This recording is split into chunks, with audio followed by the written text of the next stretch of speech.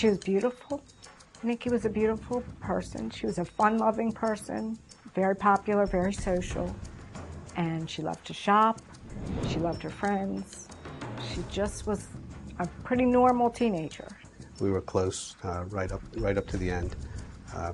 We did a lot of things together. We were very involved parents, both Amy and I. And I coached a lot of the sports she was in, and basketball and soccer, lacrosse, whatever she did, I was involved with. And she enjoyed it, and she enjoyed spending time with all of us all the time. We had a fight, and she stormed out of the house, and when I went and looked through all her things, I found the drugs. And when she came back 2 days later, we confronted her, and she said, she threw herself on the floor, I have a problem, and I need help. And she asked for help. And we took her right away to a hospital and got her detoxed and right into a 30-day rehab. Earlier on, I'm sure she, smoked marijuana or got high and did an occasional drinking, but she was not a heavy marijuana user. She was not a drinker. Her drug of choice originally was OxyContin that she became addicted to. And unfortunately, they progressed from there to heroin. She went through several 30-day rehabs, and every time she would come out of rehab, she would relapse. So the last time she relapsed, she said, I have a really bad problem and I need to go away for a very long time.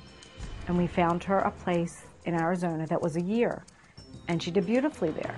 She thrived. She graduated the program. She went on to extended care where you live in an apartment and you get a job, and she did well with that for 3 months. And then she moved out on her own, and it was within weeks she relapsed and overdosed. When Nikki passed away, we got a phone call, her parents' worst nightmare. She had overdosed and been found dead in her bedroom.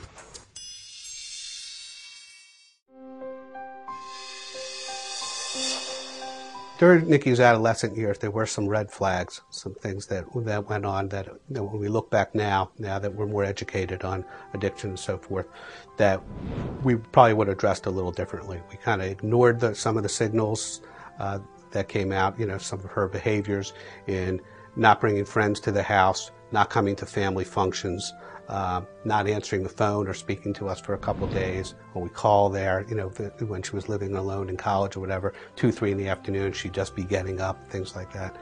We would have probably addressed those differently now, knowing that those are red flags, that there is a problem.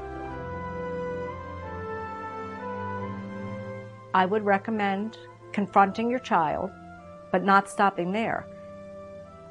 I never talked to her friends about it. Since my daughter's passed away, her friends all come to me, and they are so wonderful and so open. Go to the friends. Don't be embarrassed. So what? Go to their parents. One thing is that I have learned is the parents do not talk. She had friends whose parents knew something wasn't right, and no one ever came to us. They don't want to get involved. People don't want to stir up trouble.